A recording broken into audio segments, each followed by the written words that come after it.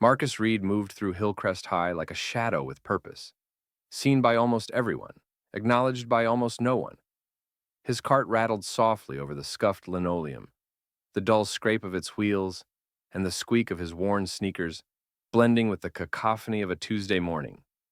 Locker doors banging, a student arguing about a lost assignment, the low bass thump from a pair of headphones someone tried to hide behind a hoodie. Marcus didn't flinch at the noise.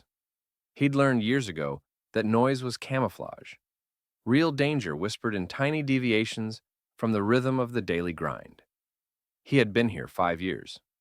To the administrators, he was Reed, the janitorial staff, a name in a memo when a spill needed cleaning or a light bulb needed replacing. To the teachers, he was the man who came silently at the end of class to take away overturned chairs. To most students, he was the stationary fixture in their peripheral vision, like the school's flag or the clock above the main office. Present, unremarked, expected. No one asked where he'd been before he started pushing that cart. No one knew the bead of sweat on his brow wasn't from pushing a mop, but from the mental load he carried, the weight of a little sister he had raised after their mother's illness, the discipline honed in a decade of Army logistics, and the instinct for patterns that came with having had to read situations for survival. He'd kept it quiet. His military record wasn't on display among the fluorescent cleaning schedules and stain remover bottles. The uniform had been retired, folded in a box somewhere in the apartment above the laundromat where his sister worked the evening shift. Here, in these hallways, being invisible was a kind of shield. When people overlooked you, they didn't question when you were present, and no one expected you to be the one to act. So when something abnormal slipped into the routine, Marcus had the advantage of noticing it before the others did. On that particular morning, the smell of cinnamon rolls from the cafeteria drifted down the third-floor corridor, mixing with the metallic tang of lockers and the faint chemical smell from the science lab. The bright morning light cut through smudged windows, pooling in sharp rectangles across the floor. Marcus swiped a microfiber cloth over a railing, the polished metal catching the smear of light and the reflection of a passing freshman with earbuds in. He hummed under his breath, not a song, just a low undercurrent of rhythm that helped him keep pulse check on the building's flow. That's when he saw Tyler Jensen. Tyler wasn't supposed to be there. He was usually in the advanced physics wing or the honors English classroom, a quiet senior who kept his head down and grades up. Today, Marcus watched him linger outside the seldom-used art storage room, one of those large, seldom-visited closets that smelled of dried paint, old canvases, and forgotten props. Tyler's posture was off. Instead of hurrying to his next class, he hovered near the door, back pressed just enough to seem casual, hands adjusting the strap of his backpack in a slow, repetitive motion. His eyes, usually focused straight ahead in class, kept darting up the stairwell, down the hallway, then over his shoulder, landing on the far end of the corridor, as if checking for witnesses, as if measuring the exact time window he had. Marcus froze mid-wipe. He didn't make a show of it. He let the cloth rest against the railing while he angled his body so he could accidentally see Tyler without staring. Tyler's backpack bulged in a way that didn't look like books or art supplies. The left strap was tugged tighter every few seconds, as if Tyler was adjusting the weight inside to keep it from shifting. Nervous energy masked as movement. Marcus noted the slight tremor in Tyler's jaw, the way his breath was shallow and controlled, like someone practicing to keep from being overheard.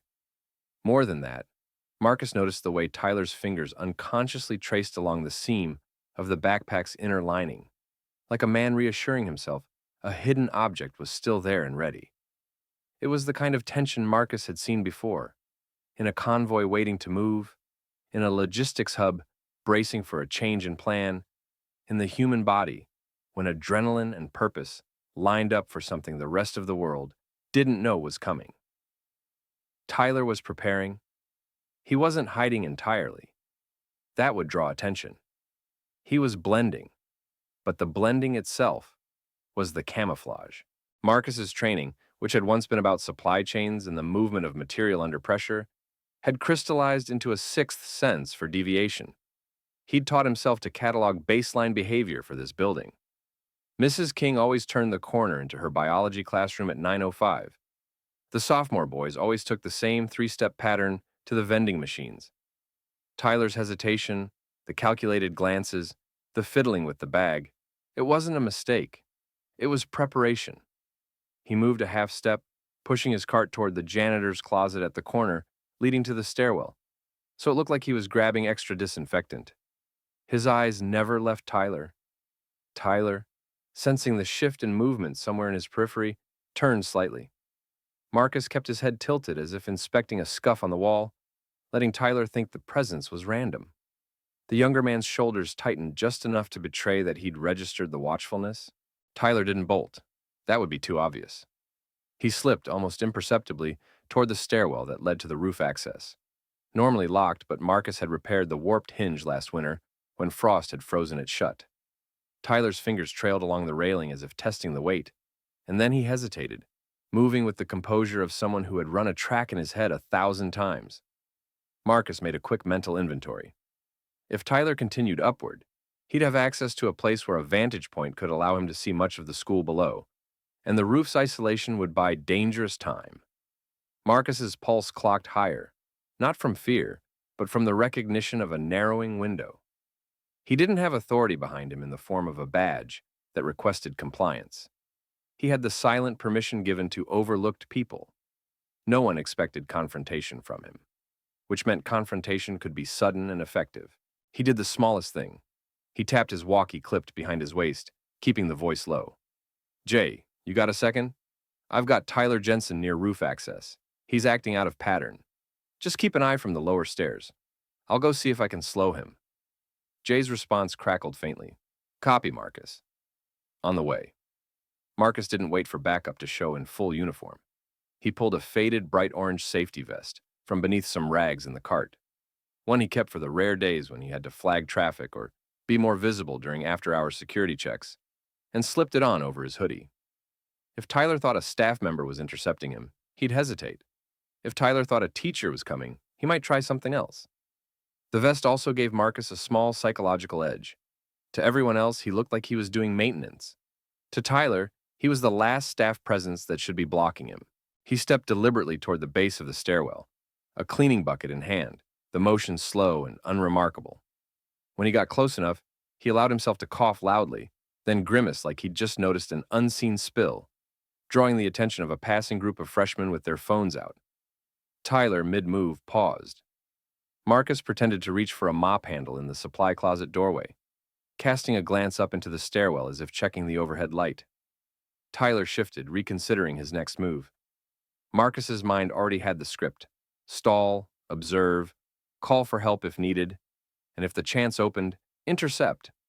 He wasn't naive enough to think he could take on a full-scale threat alone, but he knew he could disrupt the timing. False confidence could introduce enough doubt to unspool someone's plan. He watched Tyler's hand hover over the rusted hatch handle on the stairwell door. Tyler's breath caught quietly. The tilt of his head became sharper as he assessed Marcus's spill. The younger man's eyes flicked toward the open corridor, then back up, then toward the janitor's cart. Marcus's silhouette, a deliberate anchor. Tyler made a choice.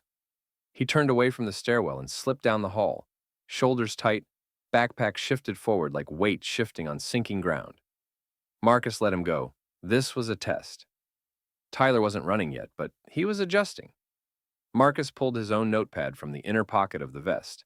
Not official, no one would think to ask, and wrote a quick line. Tyler Jensen, deviation, heading east, possible repositioning. Roof access attempt earlier. Watching. He slid the notepad back, kept his posture neutral, and moved with the flow of passing students, so he could shepherd Tyler toward the main hallway without making it obvious. It wasn't about confrontation yet. It was about making Tyler's path less predictable, buying the school more time to notice something that Marsh had already felt in his bones. He filed the moment away to bring up at his break. The usual channels would try to silence him. Just janitor, they'd say. But Marcus had learned to phrase things so they couldn't be shrugged off. Patterns, deviations, potential risk. He'd been invisible long enough to know the language of being dismissed. He'd also learned the language that made those dismissals harder to wield. As Tyler disappeared around a corner, Marcus adjusted the vest, leaned his hip against the wall, and kept his eyes sliding, watching the rhythm of students, while his mind was stacked with contingencies. He wasn't going to wait until the roof. He'd plant a seed in the office. He pushed the cart forward, the soft drag of its weight masking the tension in his shoulders, and headed toward the main office with a purpose that no one would see, because that was the strength of invisible routine, acting before the world realized it needed acting upon. Marcus didn't wait until his scheduled break. The knot in his stomach, something he'd learned to trust from years of reading patterns in the army and in these hallways, had tightened. If Tyler Jensen was just a kid with anxiety, nothing would come of this. If he wasn't, waiting would cost lives. He rolled his cart into the main office vestibule, the rubber wheels whispering against worn tile. The glass partition separated the administrative world from the chaos beyond, its surface littered with laminated flyers about standardized testing, fundraisers, and a Be Kind poster curling at the edges. The receptionist window framed Donna, Hillcrest High's front desk secretary, perpetually efficient and perpetually 2 steps ahead of administrative avalanches. Her hair was pulled into a tight knot, her fingers dancing across a keyboard, and a phone cradled between jaw and shoulder. Marcus leaned casually on the counter, his body language practiced to appear non-threatening. He slid a folded note across the plexiglass and kept his voice low. "Donna," he said, "I need you to put security on alert. Tyler Jensen, he's acting off. I think he's heading toward roof access. He's been lingering around the art wing, adjusting that backpack like something heavy's in there. He's not himself." Donna didn't look up. She kept typing, her eyes flicking briefly to his reflection in the glass, then back to the spreadsheet on her monitor. "Marcus," she said without changing her cadence, "Tyler Jensen's got a 4.0. He's in honors. You can't go around saying kids are suspicious because they're standing still. Pick up that spill by the science lab. We've got 5 teachers asking for it."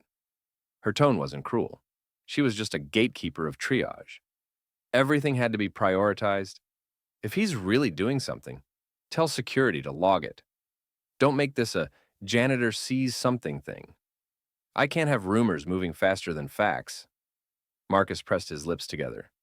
He'd heard that phrasing before, the soft dismissals that left the underlying message clear. You don't have standing. Keep to your job. He slid the note back, unfolded it slightly, and wrote in block letters at the top. Pattern deviation. Possible threat vector. Roof access attempt earlier this morning.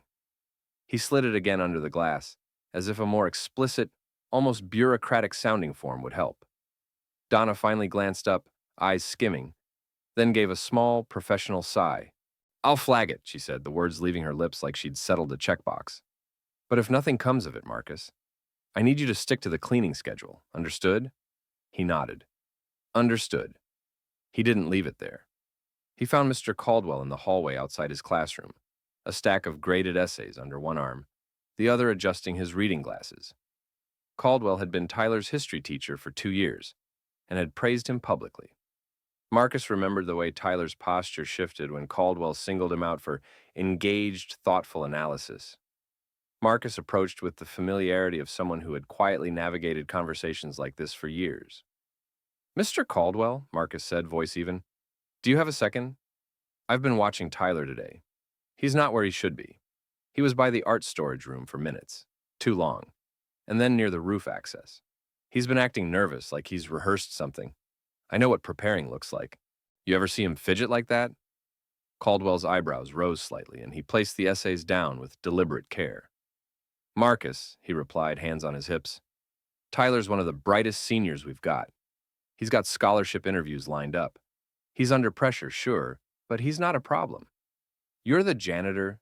If you're seeing something, frame it as concern for his well-being, not suspicion. You start saying preparation or threat, people hear the words, and the story becomes about you, not him. I can't have you undermining a kid on the cusp of college because of gut feelings." His voice wasn't loud, but the edges of it carried the weight of authority. Subtle, institutional, the kind that made Marcus feel the boundaries of being invisible again. Marcus didn't argue. He had learned that the way you delivered a message determined whether it would be weaponized or ignored. "I'm not here to make accusations," he said slowly. "I'm here because what I'm seeing fits a pattern that could escalate. He's carrying something heavy, and he's been testing access points. If we can't catch him early, he gets to a place where no one expects trouble. Just have someone keep an eye. That's all I'm asking. An extra set of eyes near the roof for the next hour. I'll keep doing what I do, but if he keeps moving like this, you'll have to explain why no one listened. Caldwell's mouth tightened. He looked at Tyler's picture on the school's student spotlights board next to the office. Smiling in a graduation cap, a future already projected. I'll mention it in passing in advisory, he said after a beat. But you're going to have to learn to speak the language that doesn't make administrators bristle. His dismissal wasn't as sharp as Donna's, but it carried the same undertone. Marcus's concern might be true, but his role made it noise. He left Caldwell's doorway feeling the old, familiar flash of irritation. How many times had he seen something, tried to raise it, and been silenced by titles and comfort with the known narrative? He wasn't naive enough to think the school was malicious. Most of the people he dealt with genuinely tried to keep the building running. But systems had blind spots, and those blind spots often lived where people like him were tucked away, unvetted, uncredited. That's why he'd become deliberate. If they wouldn't act on his direct warning, he'd seed the environment. He circled back, keeping Tyler in sight from a distance. Tyler had slipped into a narrow corridor that led to the weight room, slowing again near the supply closet. Marcus adjusted the angle of his cart so the mop handle blocked part of the doorway, making it appear he was cleaning but forcing Tyler to take a slightly different route. Small friction, small delay, enough to mess with the timing a plan relied on. Tyler's eyes flicked to Marcus, a flicker of frustration crossing his face, but he didn't accelerate. Instead, he ducked into the maintenance closet and closed the door. Marcus didn't follow. He stayed just outside, standing casually with the cart, pretending to tie his shoe. He waited.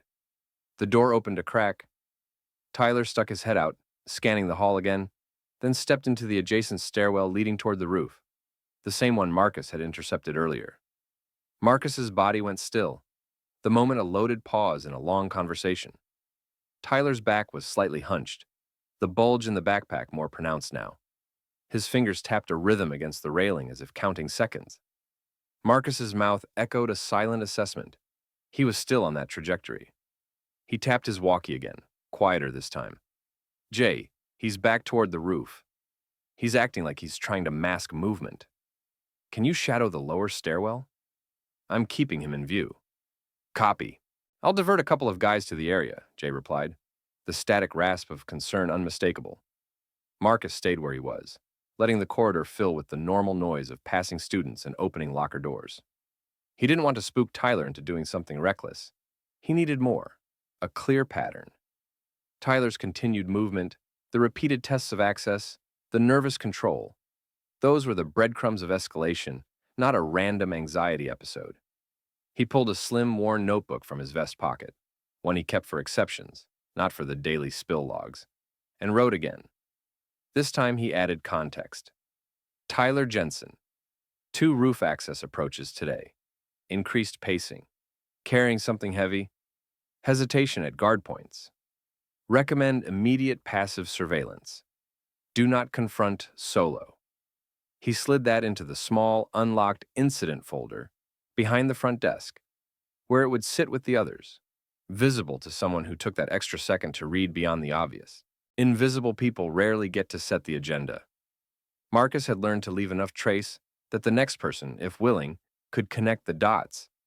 He rolled his cart back toward the art wing, not because Tyler had pulled away, but because he needed to be there, close enough to act, far enough to not be the first obvious presence.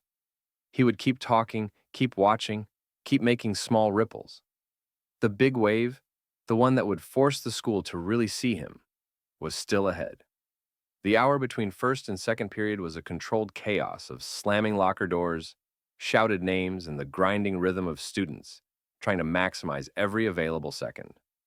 Marcus Reed watched it all the way he always did, through a screen of deliberate invisibility, cataloging motion, rhythm, and deviation. Tyler Jensen moved again, and this time, the irregularity sharpened. Tyler hadn't tried to disappear. He'd been blending with intent. Marcus saw him slip away from the main flow of students near the cafeteria entrance, hugging the shadows of the banner that touted School Spirit Week.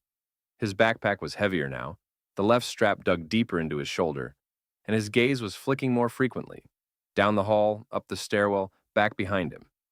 He paused at the base of the narrow stairwell that led to the roof, fingers ghosting over the warped metal of the door's frame as if checking its integrity. The access hatch was supposed to be locked. Marcus had tightened the bolt on it last winter, the same bolt Tyler was now brushing with anxious scrutiny. Marcus didn't move in a rush. He set the mop handle against the wall, so it slanted outward as though he'd forgotten it there, and he accidentally kicked the front of his cart, making a small, clattering noise that drew a few curious glances. He adjusted his bright orange safety vest, one of the few things in his kit that people keyed into when they needed to see a staff member, and stepped toward the stairwell with the purposeful slowness of someone about to clean a spill. He didn't want Tyler to feel cornered. He needed hesitation, not panic. The built-in advantage of being overlooked meant he could get close without triggering the defense of someone expecting a teacher or security to challenge them. Tyler's shoulders stiffened when Marcus came into peripheral vision. It was only a flicker, a tightening around the eyes, the shift of weight toward motion. But Marcus saw it. Tyler slowed, then pivoted, acting as though he'd simply been reconsidering his path. Marcus coughed loudly, putting on a show of noticing a smear on the floor and reaching for a rag in the supply closet doorway. A group of freshmen drifted by, eyes glued to their phones, their voices a muffled background. Tyler hesitated, then altered course, just slightly, moving around Marcus's cart, as if the janitor's presence injected a small doubt into the exact timing he had scripted in his head. Marcus kept him in sight, letting Tyler roam away from the stairwell for a minute, watching the boys' micro-adjustments. Tyler didn't head toward class. He looped, slowed, changed direction again, testing. Marcus's walkie crackled so softly it was almost a whisper. Jay, he's drifting, still near the art wing corridor, but I think he's rerouting toward the roof. Keep the lower stairwell under passive watch. I'm going to try to slow him without spooking. Copy, came the clipped reply. I've got one of the night shift security cadets in position. Don't engage alone if he shifts hard. Marcus wasn't looking for a fight. He was looking to fracture the flow. He moved again, this time planting himself at the midpoint between the art storage room and the base of the roof stairwell. He caught Tyler's eye with what looked like a fleeting acknowledgement, just enough that Tyler registered a human presence, a staff authority figure, something that would cause him to recalibrate his mental timing. Tyler blinked, then doubled back, pretending to check a bulletin board, his fingers tracing the laminated announcement about the upcoming school play. Marcus saw it. Tyler's breathing became measured, his lips moving in the faintest repetition of a phrase under his breath, the internal cadence of someone holding panic and rage in a tight, brittle container. When Tyler broke toward the stairwell again, Marcus made his next move.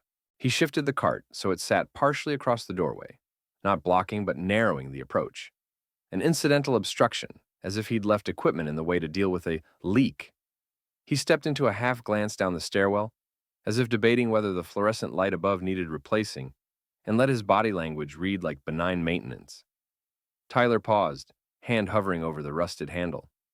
Marcus's mouth formed a small sigh, loud enough that Tyler could hear it, and he caught the janitor's eye. Hey, man, Marcus called out, keeping his voice casual. The light's been flickering up there. I've got to check the ballast. You headed up? Maintenance has to sign off first. Why don't you hang back and let me call it in? I'll get someone. It shouldn't take long. Tyler's jaw tightened. He was a bundle of conflicting impulses. He'd rehearsed the climb, the timing, the moment the roof's isolation would give him control over the school. But the presence of Marcus and the implicit possibility that someone knew enough to look had thrown sand into his gears. His fingers tapped a nervous rhythm against the backpack strap, and a bead of sweat formed at his temple. For a moment, it looked like he'd comply, maybe wait, adjust the plan. But the calculation in his eyes flipped. Hesitation was risk, and risk now meant moving before the window slammed shut. He shoved past Marcus in a sudden burst, the cart rattling slightly as he clipped it with the curve of his shoulder. I'm fine, Tyler snapped, voice sharp, a brittle mask of control. He bolted up the narrow stairwell, boots slapping hard against concrete. Marcus swore under his breath, instinct kicking in. He lunged after him, the janitor's slow persona shedding as he yelled, voice carrying over the hive of noise in the hallway below. "Security! Tyler Jensen! Roof access!" The shout snared attention. Mr. Caldwell, rounding the corner with a stack of essays, saw the flash of motion and the boy dashing toward the upstairs landing. "Tyler!" Caldwell barked instinctively. The fact that a teacher's voice rang out made Tyler's pace stutter. Half a beat, enough for Marcus to close the gap at the base of the stairs. Tyler pivoted sharply, deciding in the split second that the only path was up, and he leapt the final steps 2 at a time. Marcus didn't stop. He sprinted after him, breath pumping, the safety vest flapping slightly against his back as the stairwell narrowed.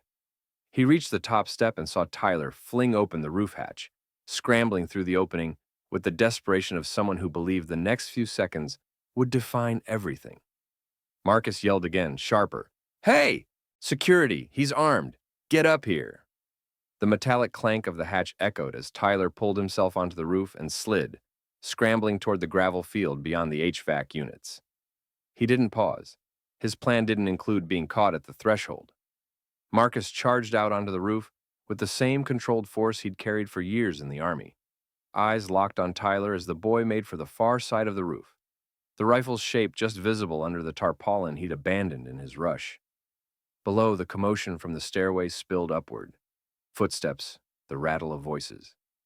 Mr. Caldwell, breathless, reached the roof access door, flinging it wide. Marcus kept Tyler contained with words, not yet hands. "Tyler, stop! You don't have to do this!"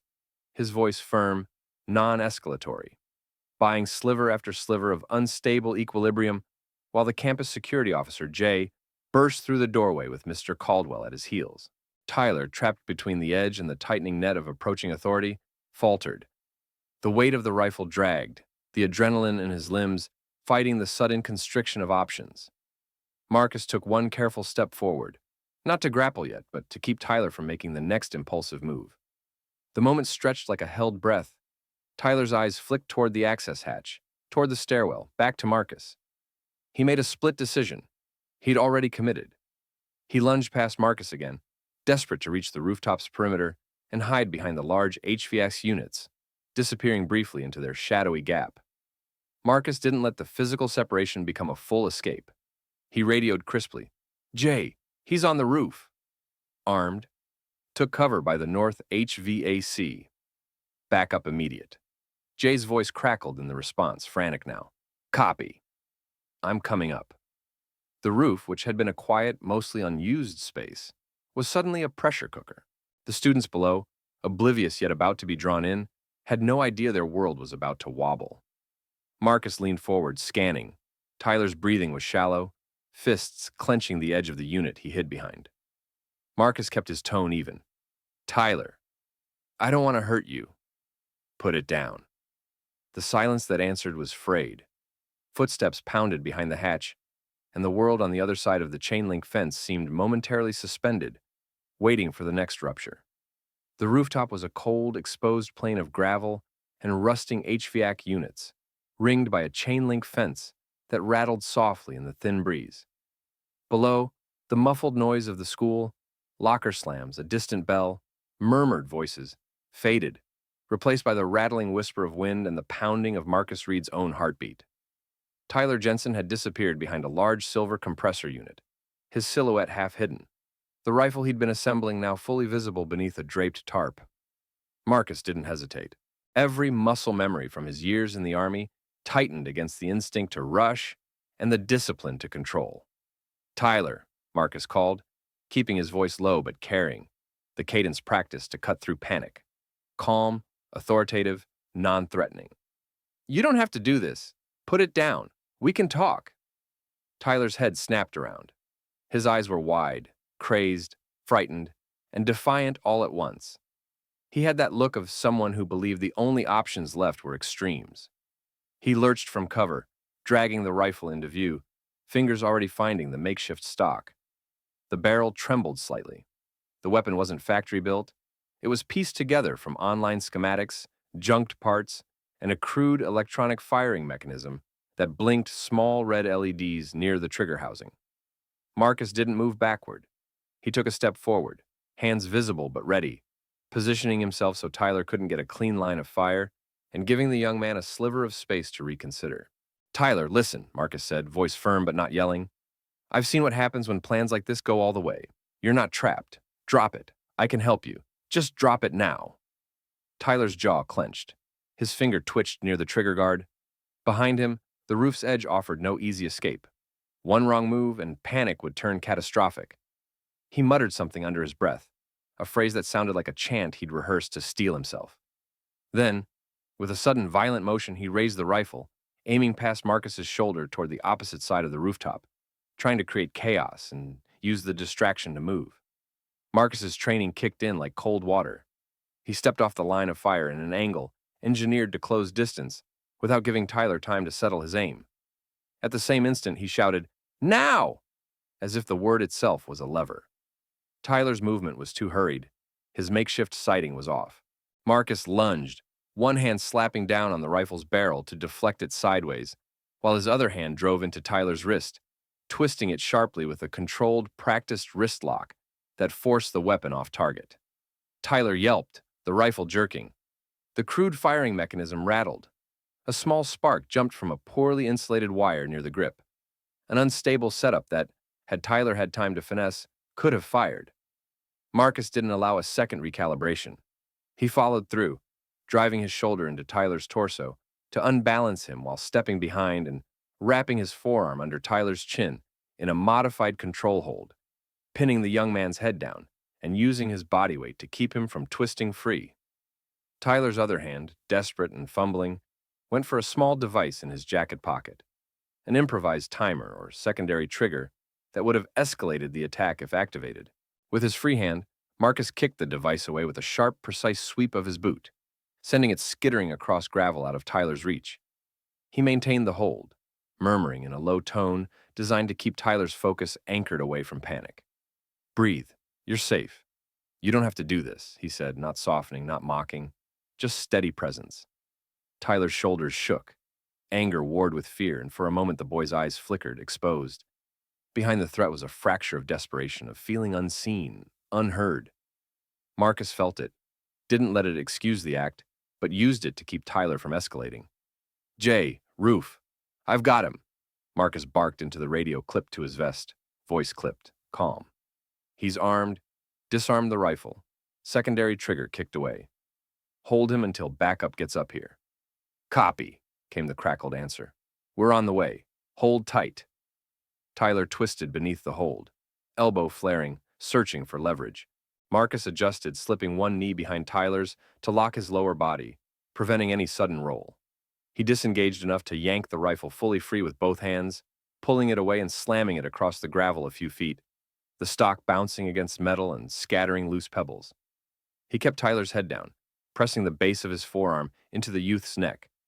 Not choking, but controlling the angle, making resistance useless without injury.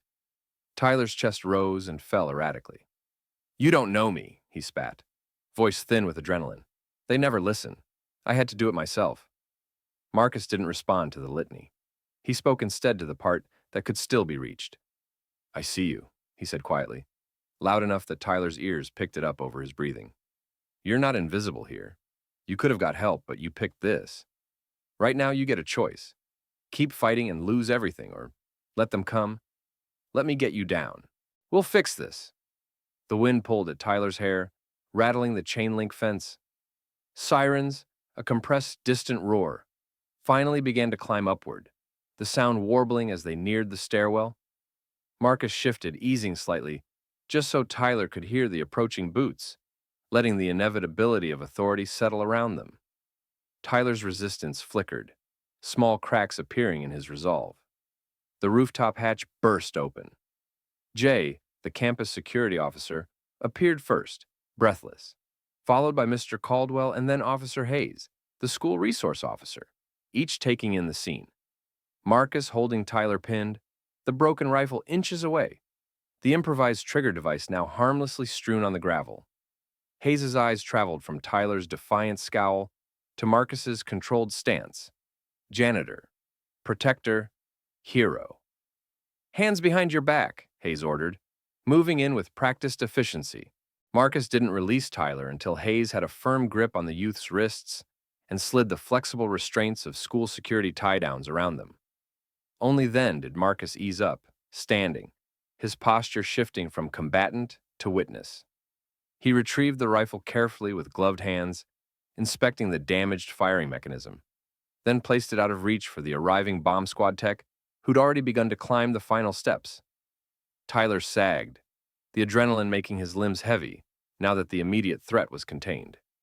He glared up at Marcus, hatred flickering briefly, then something like shame crept in at the edges. He was caught, and the film of self-justification cracked. Mr. Caldwell stepped forward first, breath still ragged. He looked at Marcus, then at the rooftop cameras showing the earlier approach, the claim, the struggle. You stopped him, Caldwell said slowly. Not a question this time. Marcus just nodded, still breathing fast. Jay radioed down. Bomb squad en route. I want a sweep. Tyler had a secondary trigger device. We're going to need counseling on site. As backup swarmed the roof and Tyler was escorted toward the hatch under guard, the initial shock in the eyes of students peering from windows below would soon turn into a new narrative. Marcus remained where he was a moment longer, staring at the broken rifle, the shredded tarp, the small device now inert. He rubbed the back of his neck, the adrenaline ebbing, then turned and faced Tyler. No dramatic gesture, just a quiet, hard look that said, "You could have changed course. You didn't. Now we fix the rest." The confrontation was over. The next work, accountability, healing, systemic reckoning, was just beginning. The sound of sirens that had been a distant, wavering roar finally resolved into the sharp rhythm of boots hitting concrete as backup streamed onto the roof. The tension that had hung taut in the air since Marcus had pinned Tyler Jensen began to fracture. Not because the danger had passed, but because the world below was waking up to what had just happened above it. Tyler was already restrained, his wrists cinched behind him with the flexible but firm school security ties, his chest heaving as adrenaline and shame warred beneath his scowl. He sat slumped against the raised lip of the rooftop access hatch, eyes darting between the approaching personnel, then settling briefly on Marcus, with a flash of something like wounded pride before his mask of defiance sagged. Officer Hayes arrived first, followed by Jay, the campus security chief, and Mr. Caldwell, breathless, his shirt damp with sweat from the sprint. They all paused for a beat, taking in the scene, the shattered barrel of the rifle lying a few feet away, its crude wiring still faintly glittering where Marcus had kicked the secondary device out of harm's reach, the broken tarp fluttering in a thin gust, and Tyler, contained, no longer a moving threat. Hayes's gaze traveled from Tyler to Marcus, the janitor still in his orange vest, one knee planted to maintain control, the other hand resting on the rifle as if to keep it from moving, his face a study in controlled exhaustion. For a second, the automatic suspicion that had ruled so many of his prior interactions with Marcus warred with a dawning recognition. The uniformed officer's eyes flickered, registering the reality that the man he had so often overlooked had just prevented a massacre. "Get him down," Hayes barked, his voice cutting the taut air. Two officers moved in, helping Marcus ease Tyler onto his feet. Marcus didn't release the hold completely until the restraints were secure and Tyler's movement was completely neutralized. He stepped back, breathing hard, letting the second-in-command take over. Hayes crouched, verifying the bindings, then nodded to Jay. "Sweep the rest of the roof. I want the perimeter secured. Tyler's been carrying more than that rifle. We need a full sweep from here to the stairwell." Jay was already barking into his radio. Within minutes, a bomb squad tech arrived, hauling a heavy kit, his expression tight. He scooped up the small device Marcus had kicked away earlier and held it up under a camera's viewfinder. It was a hastily assembled timer, linked to a secondary triggering mechanism, something that, had Tyler been able to flip it in panic or set back Marcus's control, could have detonated an improvised device or set off chaos simultaneously with the shooting. The tech exhaled through his nose. "Lucky stop," he muttered. "This would have compounded it." He had a failsafe. Below them, the sudden silence in classrooms broke into uneasy murmurs as Hillcrest High's emergency lockdown protocol flared into life. Bells, normally unobtrusive markers of schedule, stuttered in irregular chimes. Teachers, already on edge, ushered students into secured rooms. The PA system crackled, the voice of the principal ordering a building-wide freeze, then a pause in a voice heavy with adrenaline before she added, "Remain calm. Do not use cell phones. Staff, verify your locations." In the hallway, phones lit up with messages from worried parents, while the cafeteria closed itself off like a theater pulling curtains. On the roof, Tyler was escorted down to the access point, his head lowered, shoulders tense. His parents had been contacted during the lockdown, rumors of an incident already racing ahead of the facts, and they arrived moments later, pale and shell-shocked, too late to see the rifle or the disarm device, but early enough to watch as their son was led through the secure rooftop hatch. They stared at Marcus as they passed, a complex mix of confusion, anger, and dawning horror flickering across their faces when someone quietly told them what had been in Tyler's backpack. Marcus was not immediately embraced as hero. The adrenaline that sharpened his reflexes now made the edges of the aftermath jagged. He was ushered inside the access door, not toward applause, but toward the procedural table. Statements to give, questions to answer. The same way the school had systems to sweep for safety threats was the way it had systems to process anomalies. Marcus, despite having just stopped a catastrophe, was still the janitor who had to explain himself. Jay, the security chief, stood close by, his stance more protective than accusatory, while Hayes's gaze lingered, not to accuse, but to make sure Marcus wasn't suddenly treated like a suspect in the aftermath of doing the right thing. Inside the office, the fluorescent lights felt too bright after the open expanse of the roof. Marcus outlined the sequence, the odd behavior in the art wing, the changes in Tyler's path, the move toward the roof, the confrontation, the disarmament. He kept his language measured, the military cadence softened for civilian ears. He had both the rifle and secondary trigger mechanism ready, Marcus said, tapping the edge of the statement form with a finger. If I hadn't gotten to him when I did, the roof buys you time, then the stairwell gives you vantage. He wasn't improvising as he went. He'd planned each step. That device would have been either a distraction or a backup. He was preparing to hit a point where no one expected him. Dr. Whitaker was brought in shortly after, the principal, her face already flushed from the adrenaline of dealing with both the lockdown and the unfolding rumor mill. She'd seen the security footage playing on the monitor across the room. Tyler's approach, Marcus's intervention, the scuffle, and the moment the rifle was disarmed. She listened, nodding, eyes flicking between Marcus's unadorned recounting and the raw tension in the tape. She asked the question she always asked first in crisis. Why didn't you wait for security? Marcus leaned back slightly, the edge of the question not lost on him. Because he was armed, and he was already on the roof, he replied simply. If I'd waited, the window closes. He'd have had time to set up, and we'd be pushing a different kind of emergency. The official statement was taken.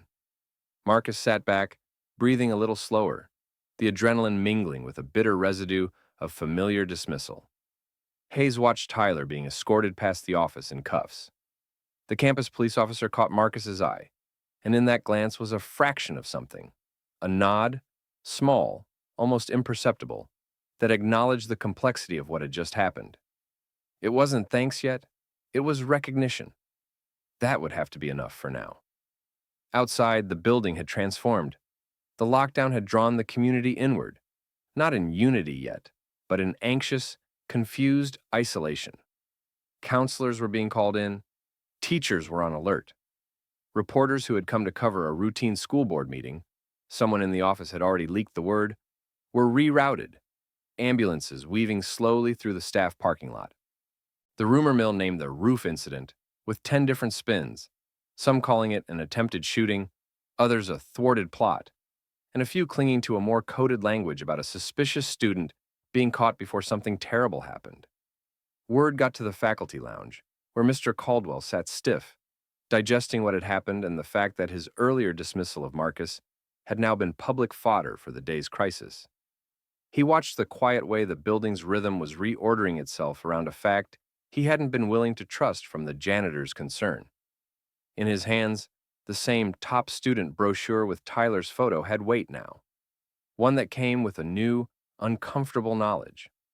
The first wave of community response reached Dr. Whitaker's inbox: cautious inquiries from the school board, calls from the district's safety director, and a hesitant, carefully worded message from Tyler's family requesting a meeting. Marcus was asked to sit in a separate room while these meetings arranged themselves, physically removed, observed, and still part of the system's reflex to contain irregularity even when it saves lives. By late afternoon, when the lockdown lifted and students filtered out into a tense, quiet dismissal, the pieces began to shuffle. Counselors began pulling in the students who had been near the art wing that morning, and the rumor that Marcus had been acting strange didn't stick. His pattern of vigilance, finally, was now being interpreted in a new light. Tyler's classmates looked at him with a mix of pity and fear once they heard the outlines, unsure what version of him they had known. But what left a deeper mark was the quiet arrival of the first of the media vans outside the school's front entrance, their cameras panning toward the admissions office where the story would spill into the public. Marcus walked the halls that evening with a gravity that felt new but familiar, the weight that comes when you've done something no one expected, and the world starts to tilt just enough to ask questions about why that expectation was so small to begin with. He pushed his cart not because the day demanded it, but because routine gave him something steady to grip, while the rest of the building tried to recalibrate around a truth. The man who had always been invisible had just saved them all. By the time Friday rolled around, Hillcrest High felt different, like a building that had been exhaling for years and suddenly paused, catching its breath.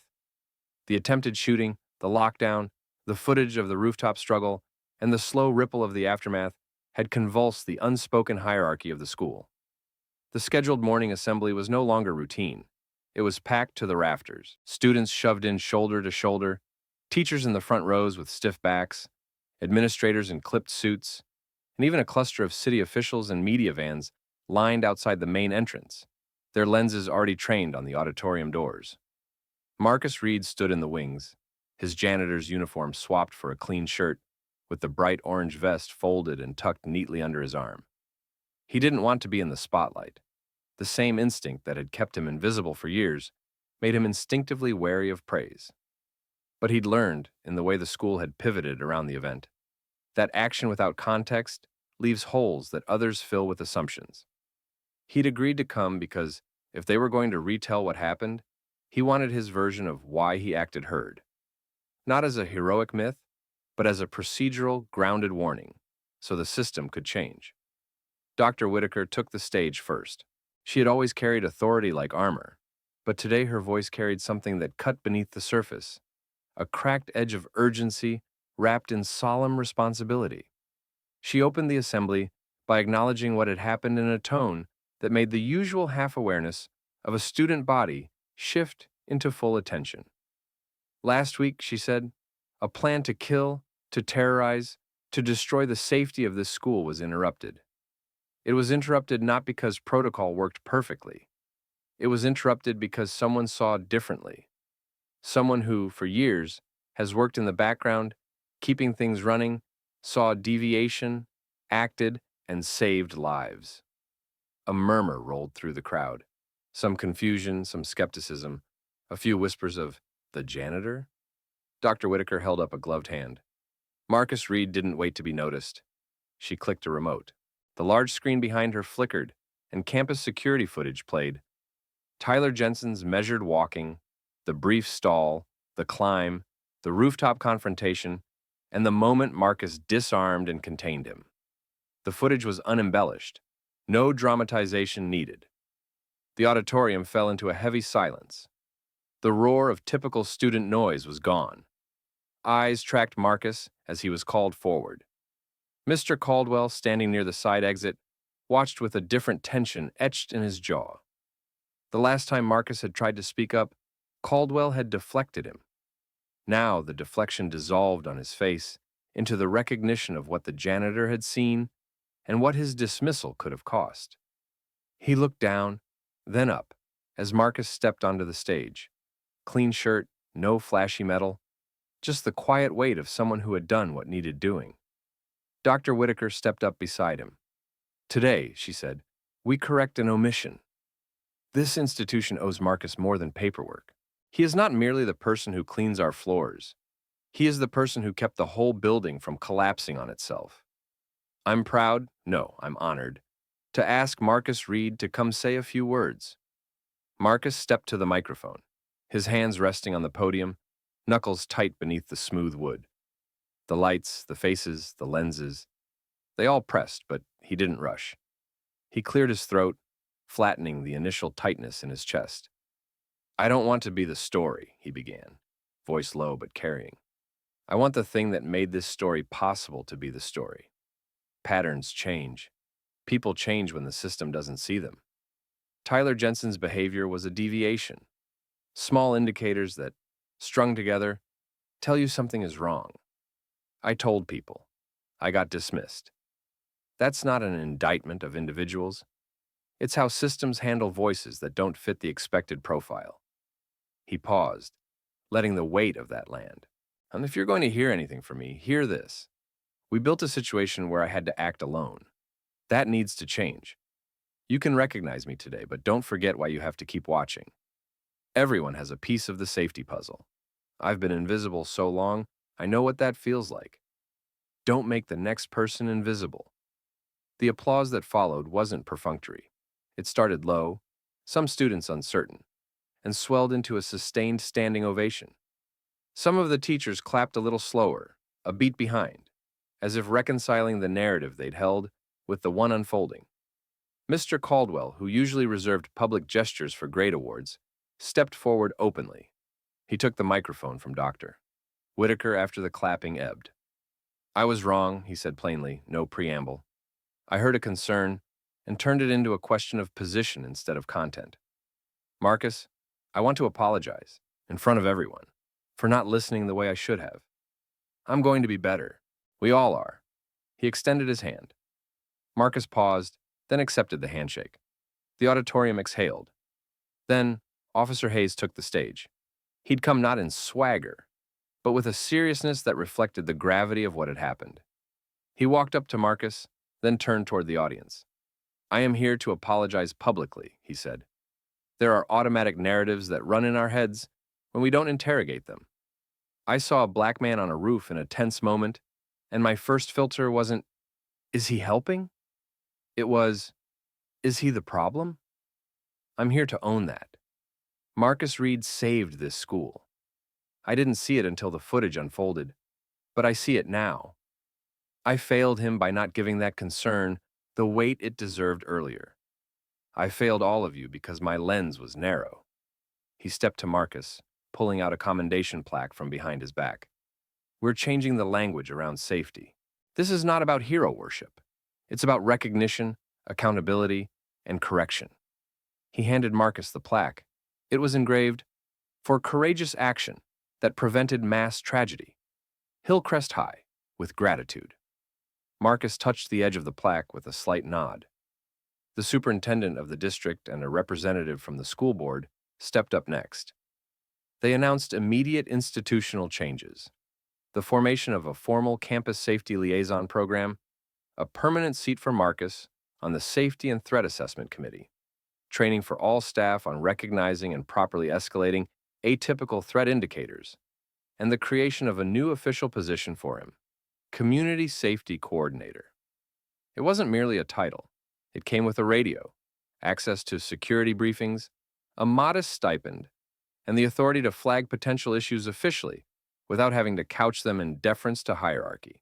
They unveiled a draft of the curriculum that would later become the Hillcrest Watch and Help initiative, pairing students and staff in mutual accountability, teaching de-escalation, situational awareness, and communication, an inversion of the system that used to silence him. Tyler Jensen's case was not glossed over. The assembly included a carefully worded statement about the shooter's upcoming juvenile proceedings, the psychological evaluation he'd been ordered to undergo, and the commitment to comprehensive trauma-informed care for classmates who had been drawn into the anxiety. Marcus had been asked to be present in the background of those follow-up meetings, not as a spectacle, but as a resource. He agreed, but made it clear his position was neutral. Seeing the person who had planned the attack get help did not soften the reality of the threat.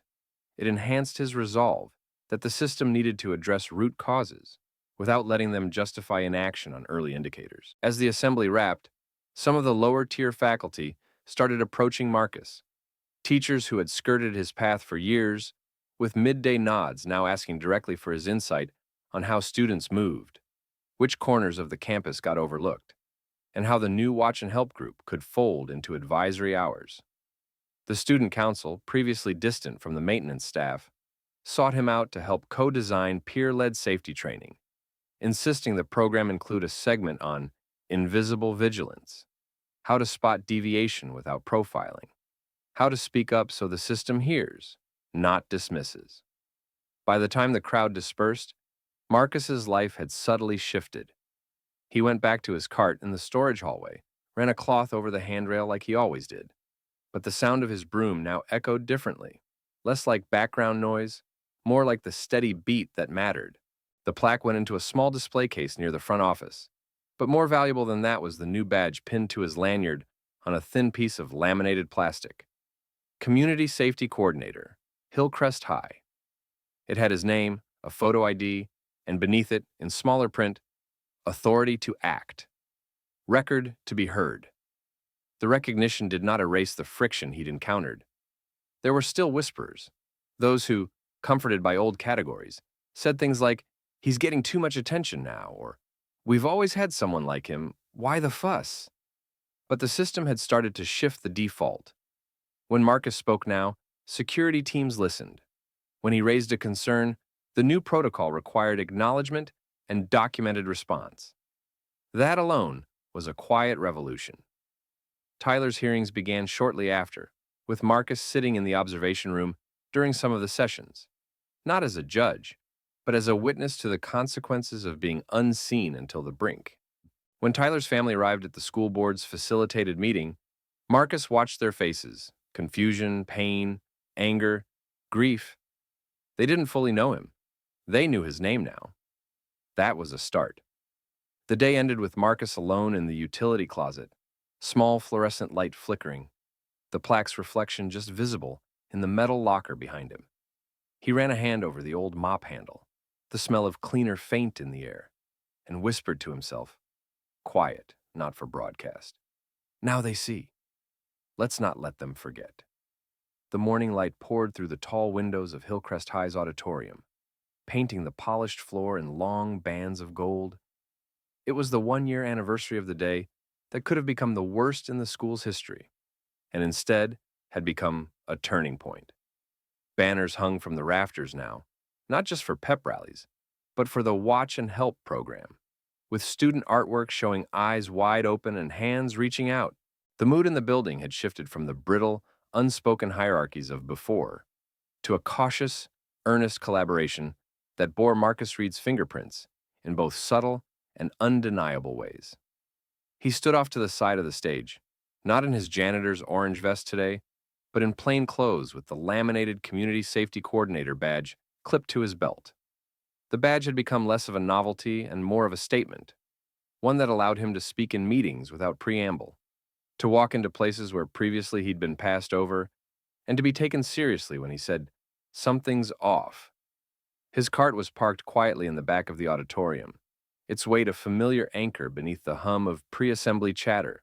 Students trickled in, some of the original Watch and Help crew now wearing small pins that matched his. Others new, eyes curious, whispering, "He's the one who..." and "Did you hear how he changed the drills?" The day's agenda was packed. A public acknowledgement of progress, a panel featuring students and staff on seeing without stereotyping, a live demonstration of the revised threat escalation protocol, and Marcus's own speech. Not to be the hero, but to remind the school what vigilance actually required. Dr. Whitaker opened the assembly. Her tone carried the weight of the past year's battles, a mixture of regret for what had been overlooked and pride in how the school's culture had bent and, in places, broken to accommodate something better. She called forward Tyler Jensen's parents first, both sitting with a complicated stiffness that had softened slightly since their first post-incident meeting. Tyler, now enrolled in a rehabilitation program that combined mandatory counseling with community service, was not present publicly. His healing was quiet, and some things still needed time. Then came the moment everyone had circled in conversation, but not fully understood. Marcus stepped up to the small microphone on the stage. The applause wasn't immediate. There was a collective breath, a recognition that the man who had insisted the system change was about to speak truth into the same space that had once dismissed him. He adjusted the mic, the same way he adjusted mop handles, practical, unflashy. "I didn't come here today because I wanted to be seen," he began, voice low but carrying across the auditorium. "I came so you remember why the seeing matters." He lifted a hand, and in the second before the applause built, several students leaned forward. "We've done good stuff. The badge, the training, the protocol, those are tools. But the thing that keeps this place safe isn't a procedure on paper. It's the person who walks up when something doesn't feel right and says it, even if their voice shakes a little because they've been told to be quiet for years. That's why I still push this cart. The mop is what I do. Watching is what I've always done. Changing the default so that the system hears that watching? That's what you all helped build." The applause this time rose, sincere, rising from pockets of students, teachers, and administrators. Mr. Caldwell stood near the edge of the stage, eyes bright, hands clasped. He caught Marcus's gaze and lifted his chin in a small, unspoken nod. It was more than forgiveness. It was accountability lived. Later, during the panel, Caldwell would speak up about how he had rebuilt his own internal filters, how he had gone through the training modules, and even co-led a session designed by Marcus on listening to the background noise without drowning it out. After the formalities, the first interactive portion began. Student facilitators led small groups through a role-playing exercise. One student played a staff member hearing something off, another played a peer who initially shrugged it off, and a third modeled how they escalated it using the new language Marcus had helped craft. "I'm noticing a deviation in pattern. Here's what I've observed, and I'd like to flag it so we can verify." The language was careful, calibrated to retain nuance without triggering stereotypes. In the back, a new crop of faculty observed, taking notes, some repeating quietly, not profiling, just verifying. Clear, observable behavior. In the hallway afterward, the Watch and Help Clubhouse, now an official advisory room, buzzed with activity. Marcus came in to find a group of freshmen working with a sophomore named Layla, who had been part of the original team. They were drafting a safety newsletter, what to say when you see something, complete with illustrations breaking down how to bring an issue to a teacher, to a peer mediator, or to Marcus directly. A day before, they had held a mock drill where an overbooked substitute teacher had been coached on recognizing a subtle change in a student's demeanor without defaulting to punitive assumptions. Kids who had once been spectators now taught their peers. Some of them had even signed up to mentor the new silent watchers, the ones who felt the system would still ignore them unless they had someone to speak alongside. Later in the afternoon, a smaller, quieter ceremony took place in the main hallway. A new bronze plaque had been installed. Not the one that sat in a display case, but a permanent wall-mounted piece near the front office. It read, "For the vigilance that saw beyond assumption and the courage to act. Marcus Reed, Community Safety Coordinator. Hillcrest High, 2024. Tyler's mother was there. She had requested to come, though she still wrestled with anger, love, and the complicated path of her son's redemption. She stood beside Marcus in the narrow corridor as he ran his fingers over the engraved letters. "He wrote me," she said softly after a pause. Whether to him or about Tyler was unclear. "Tyler wrote you a letter. He's taking the counseling. He asked if he could help with the program." Marcus didn't answer right away. He understood both the weight of that letter and the danger of redemption being used to overshadow accountability. "He's got to earn the space," Marcus said quietly. "So do we all. That's the work." She nodded, eyes glistening, and placed a hand briefly on his arm, not in thanks, but in recognition of the bridge he had helped build. Marcus kept that letter close in his own way, folded carefully inside the back of the safety binder he carried, not displayed, not forgotten. It was a reminder of the fragility of being unseen and the possibility of someone finding a different path if the system had earlier caught them before desperation nested. The day wound down with a community fair on the quad. Police liaisons, teachers, students, and families clustered under tents. Marcus drifted through, answering questions about the new protocols, making a point to sit with the student who had been invisible, a quiet sophomore who had started to come to him after school, asking how to phrase "I'm concerned" without sounding like an accusation. He pulled out a sheet of paper, sketched the three-step phrase together, and wrote it in her notebook in block print. "Keep it simple," he said. "Observe, ask, escalate. You don't need permission to care." Before the sun slipped fully behind the eastern trees, Marcus found a quiet moment in the now painted stairwell near the roof access. It had been reinforced, keyed differently, and the camera there was now part of the regular scan rotation discussed in the safety meetings. He looked out the small window, the same way he had once watched Tyler moving through the hallway a year prior. He didn't feel the old fatigue exactly. This was a different vigilance, one with fewer walls but no less urgency. He ran a hand along the railing, the groove worn from hands both guilty and hopeful. A group of students passed below, laughing, their voices a background layer that once would have drowned signal. Now they formed the rhythm he moved with, visible, connected, responsive. He tucked a small sticky note into the binder on his belt. On it he had written earlier that morning, "Remember, keep the system from making invisible people invisible again. The job isn't over." Then he headed back into the bustle. Cart rolling softly, badge clipped, voice already rising in a hallway somewhere. "Hey, did you see how Layla handled that? Good call. Let's make sure we log it so we can follow up."